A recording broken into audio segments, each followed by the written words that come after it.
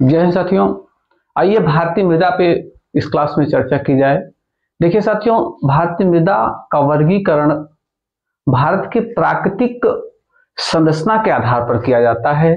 जिस तरह से भारत के 4 भूभाग प्राकृतिक भूभाग हैं, उसी तरह से भारतीय मिट्टियों का भी निर्धारण भूभागों के आधार पर किया जाता है। कहने का मतलब कि उत्तर का जो है पर्वतीय क्षेत्र, पर्वतीय मृदा।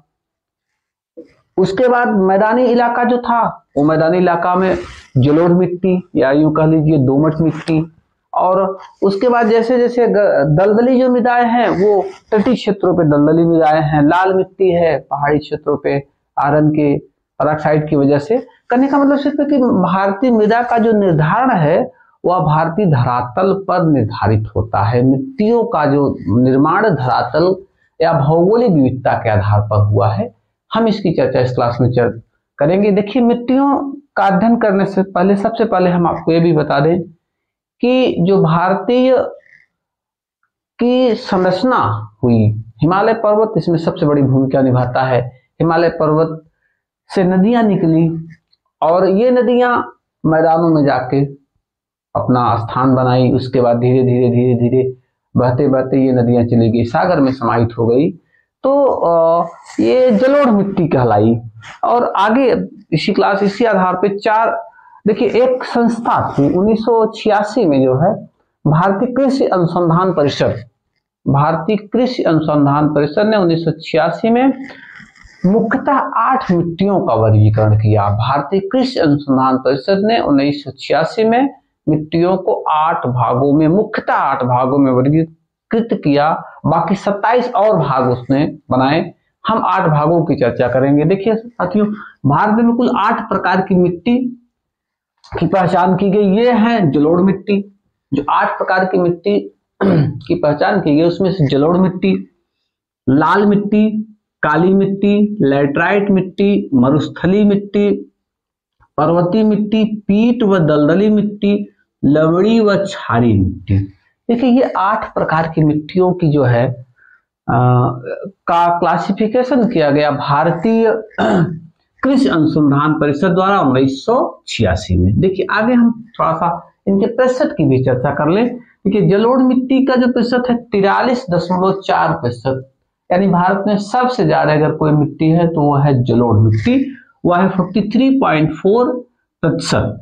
उसके बाद दूसरे नंबर पर 18.6% लाल मिट्टी है, काली मिट्टी 16.6% है, और लेटराइट मिट्टी जो है वो 3.7% है, और अन्य में 17.9% मिट्टी पाई जाती है। देखिए ध्यान रखिएगा, सबसे अधिकतम जो मिट्टी है भारत में वह जलोढ़ मिट्टी, दूसरे नंबर पे लाल मिट्टी है, तीसरे पे काली मिट्टी, चौथे पे लेटराइट है। उसके बाद बाकी थोड़ी थोड़ी मात्रा में और मिट्टियां पाई जाती है।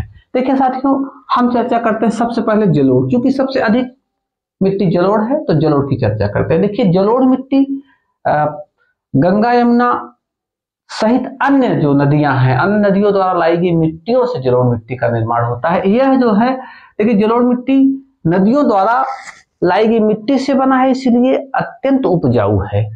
ध्यान रखिएगा, जलोढ़ मिट्टी में जो है वो अत्यंत, दुनिया का हमको लगता है कि जो आपका गंगा यमुना का मैदान है, ये भारत का सबसे उपजाऊ क्षेत्र माना जाता है। क्यों? क्योंकि गंगा यमुना द्वारा लाई गई मिट्टी से बना हुआ है। और इसमें देखिए, ये आगे जो है, ये इसमें पोटास और चूना अधिकतम पाया जाता है। जलोढ़ मिट्टी में पोटास और चूना अत्यधिक मात्रा में पाया जाता है। नाइट्रोजन फास्फोरस का जो है इसमें अभाव होता है। नाइट्रोजन फास्फोरस का अभाव, यूरिया आप डाल के नाइट्रोजन को मेंटेन करते हैं। तो और इस मिट्टी में बोया क्या जाता है? धान, गेहूं, गन्ना, दलहन, तिलहन फसलों का पैदावार जलोढ़ मिट्टी में होता है। ध्यान रखिएगा, विशेषकर उत्तर प्रदेश, बिहार, पश्चिम बंगाल और क्या कहते हैं झारखंड का जो ये पंजाब का एरिया, ये सब जलोढ़ मिट्टियों से, यानी भारत का जो मध्य भारत है वह जलोढ़ मिट्टी से बना हुआ मैदान है। हम दूसरे नंबर पे चर्चा करते हैं लाल मिट्टी की। देखिए, लाल मिट्टी आपका तमिलनाडु, कर्नाटक, महाराष्ट्र एवं पर्वतीय क्षेत्रों में पाई जाती है। लाल मिट्टी तमिलनाडु, कर्नाटक, के पर्वतीय क्षेत्रों में पाई जाती है। और देखिए मित्रों, ध्यान देने की बात यह है कि ये लाल जो रंग होता है वो आयरन परऑक्साइड की वजह से होता है। लोहे के आयरन ऑक्साइड के कारण, उपस्थिति के कारण इसका रंग लाल होता है। और इसमें जो है लोहा, एल्यूमिनियम एवं चूना अधिक मात्रा में पाया जाता है। लाल मिट्टी में लोहा, एल्यूमिनियम और चूना अधिक मात्रा में पाया। नाइट्रोजन की यहाँ भी कमी होती है, ध्यान रखिएगा।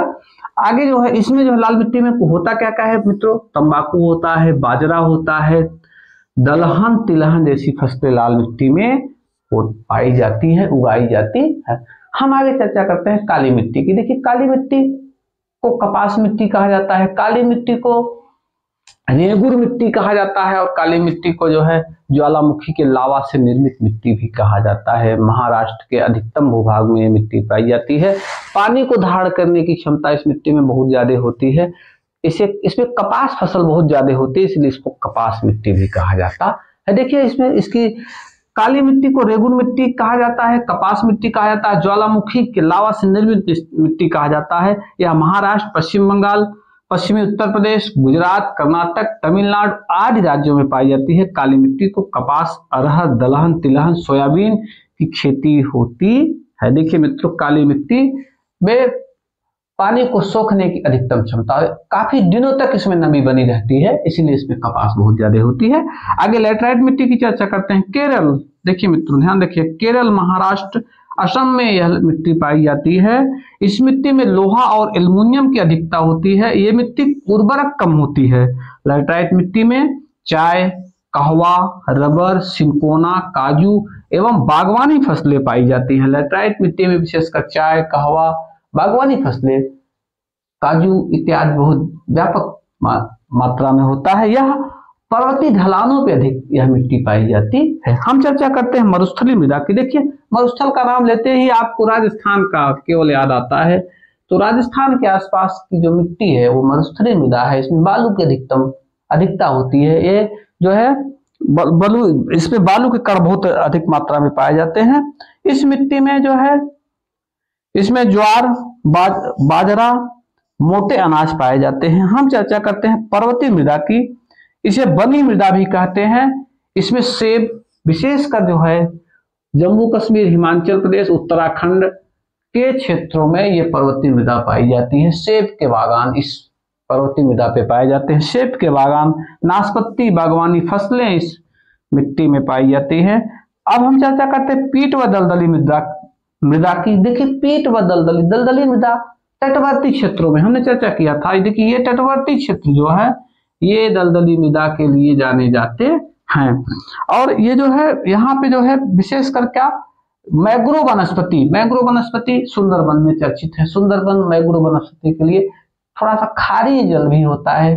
समुद्र के किनारे का जो दलदली इलाका है ये मैंग्रोव वनस्पति के लिए उपयुक्त होता है। और आगे हम चर्चा करेंगे लवणी मृदा की और क्षारीय मृदा की। ये गुजरात, पंजाब, हरियाणा आदि राज्यों में के शुष्क भागों में यह मिट्टी पाई जाती है। इस मृदा में धान, गन्ना, अमरूद, आंवला, जामुन आदि की फसलें जो है पाई जाती हैं। और ध्यान रखिएगा, तटीय क्षेत्रों में इस मृदा में जो है नारियल के पेड़ अधिक मात्रा में पाए जाते हैं। दलदली क्षेत्रों में, तटीय क्षेत्रों में नारियल अत्यधिक मात्रा में पाए जाते हैं। साथियों, देखिए इस छोटे से क्लास में हमने भारतीय मिट्टियों की चर्चा की, जो क्षेत्रवार आपको समझाया गया है। आशा है कि आपको हमारा क्लास समझ में आ गया है साथियों।